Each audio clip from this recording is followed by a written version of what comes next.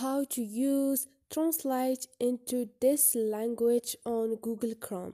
Hi guys, in this video I will show you how to automatically translate into this language on your Google Chrome.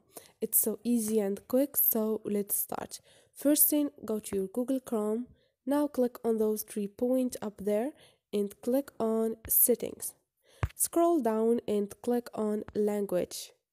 Now click on the last option, which is advanced, to translate into this language, and click on the first option, which is translate into this language, and you can choose the language you want.